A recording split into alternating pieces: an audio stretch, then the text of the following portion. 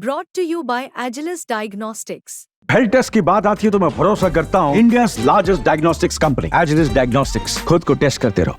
हमारे साथ संदीप पाठक हैं और इलेक्शंस की तैयारियां जबरदस्त तरीके से चल रही हैं, क्योंकि जिस तरीके से वो बार बार कह रहे हैं, उनकी पार्टी की तरफ से कहा जा रहा है कि हरियाणा में उनके बिना सरकार नहीं बनने वाली है। क्या और प्लानिंग्स हैं, इसके बारे में बात करेंगे और संदीप पाठक के बारे में भी थोड़ा सा जानने की कोशिश करेंगे। बहुत स्वागत है आपका। Thank you. आप ना बहुत कम मैंने देखा है आपको मीडिया के सामने या कैमरे पे, मतलब क्या पीछे से सारा काम संभालते हैं? पार्टी जो भी काम देती है वो काम करते रहते हैं। मीडिया में थोड़ा कम आया।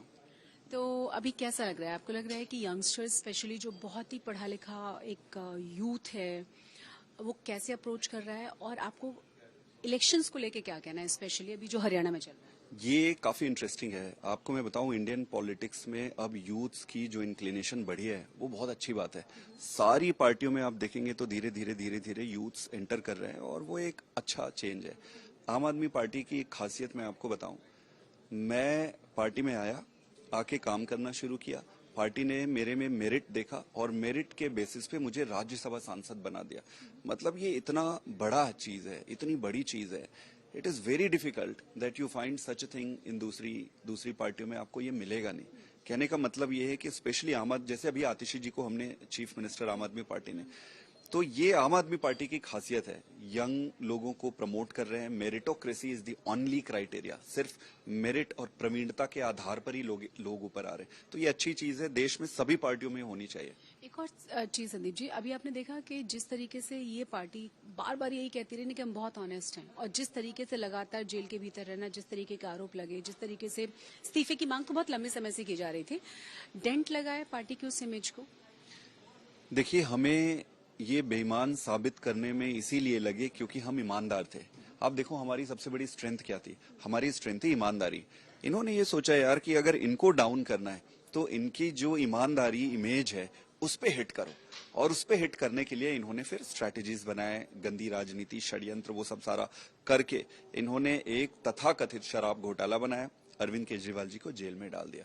तो इनका पहला टारगेट ये था कि ईमानदारी पे अटैक करो, इनको बेईमान साबित करो, तो इनका जो यूएसपी है वो डाउन हो गया, पार्टी डाउन हो जाएगी।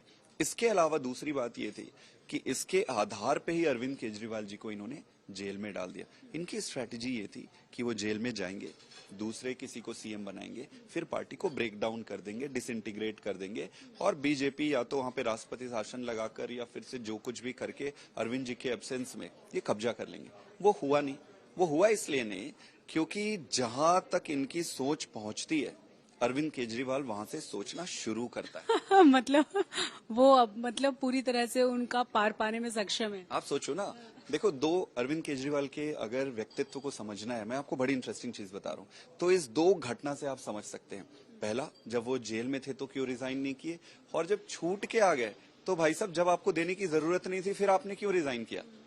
जेल में इसलिए रिजाइन नहीं किए क्योंकि वो बीजेपी के स्ट्रैटेजी का हिस्सा था और उन पर एक प्रेशर था। तो अरविंद केजरीवाल हरियाणा का बेटा है, हरियाणा का खून दौड़ता है, प्रेशर में आके ऐसे वो नहीं टूटेगा, उसको दबाव डाल के आप नहीं डाल सकते। पहला।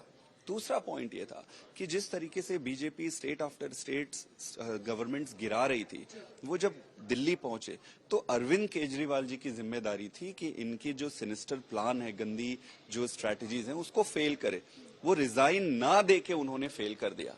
तो पहला लेसन ये है कि अरविंद केजरीवाल को ऐसे दबा नहीं सकते। दूसरे पार्ट पे आते हैं, वो बाहर आके जब उनको रिजाइन देना नहीं था फिर क्यों दे दिए? वो उनके व्यक्तित्व का, उनके स्वभाव का, आप कई सारे लोगों को बहुत मन में सवाल है। उस टाइम पे भी जब आप अतिशी की बात कर रहे थे, बहुत सारे नाम चल रहे थे, लोगों के मन में था कि इतने सारे जो फाउंडर मेंबर्स रहे, जो इतने करीबी फ्रेंड्स रहे, जो ये क्लेम करते हैं, लोगों को लगता है कि वो मुख्यमंत्री हो सकते हैं, अचानक से अतिशी का नाम आ जाना। वो अरविंद केजरीवाल ही ऐसे आदमी जो ये कर सकते हैं। हमारी पार्टी में मेरिटोक्रेसी को और सारी चीजों को देखकर करते हैं, और हमारी पार्टी में हर एक एमएलए चीफ मिनिस्टर बनने के कैपेबल है। जैसे मुझे देखो, मुझे आपने पहले देखा नहीं था, मैं all of a sudden MP बन जाता हूँ। लोग जानते हैं मेरे जैसे कितने, आतिशी के जैसे कितने हैं पार्टी में।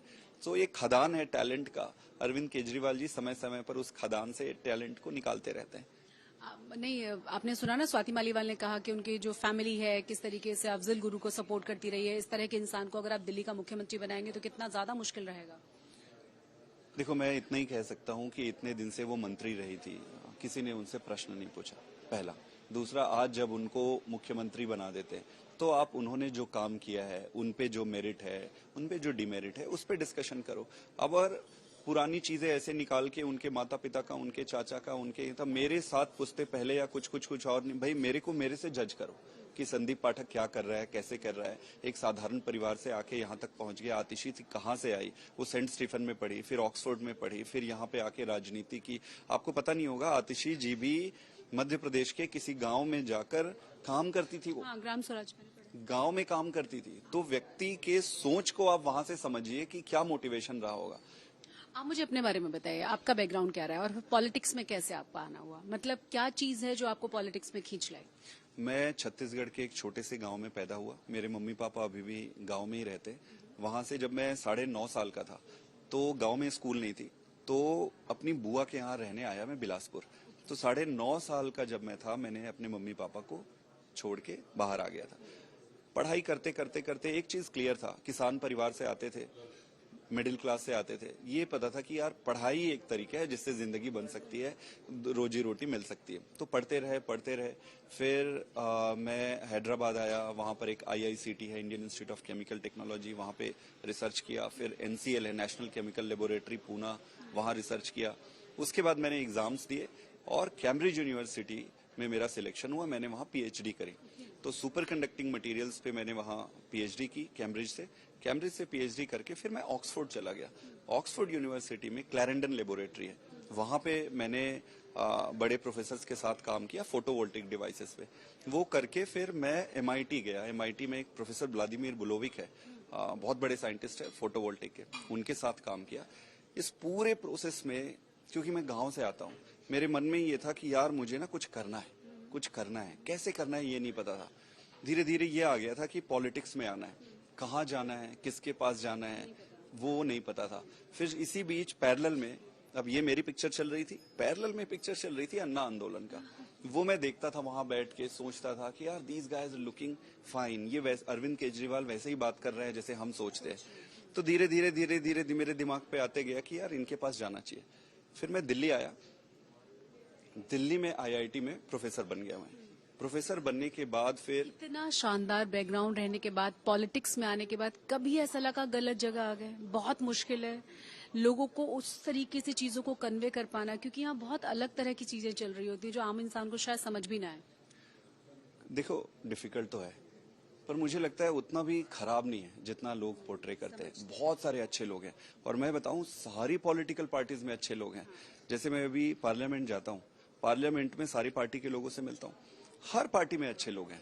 इट्स जस्ट दैट कि उस पार्टी को जो लीड कर रहे हैं उस पे वो कौन है, उस पे डिपेंड करता है। मेरी पार्टी की खास बात यह है कि हमें जो लीड कर रहा है वो खुद एक कॉम्पिटेंट पर्सन है, पढ़ा लिखा आदमी है, मिडिल क्लास से आया है और स्ट्रगल करके आगे बढ़ा है। अरविंद केजरीवाल है, IIT में खुद वो पढ़े हुए हैं, IRS थे। तो उनकी जो ट्रेनिंग है वो पूरी पार्टी को डिफाइन करती है कि पार्टी बिहेव कैसे करेगी। तो इस कारण इस पार्टी में बड़ा आसान है, बाकी पार्टी में मुझे आइडिया नहीं है।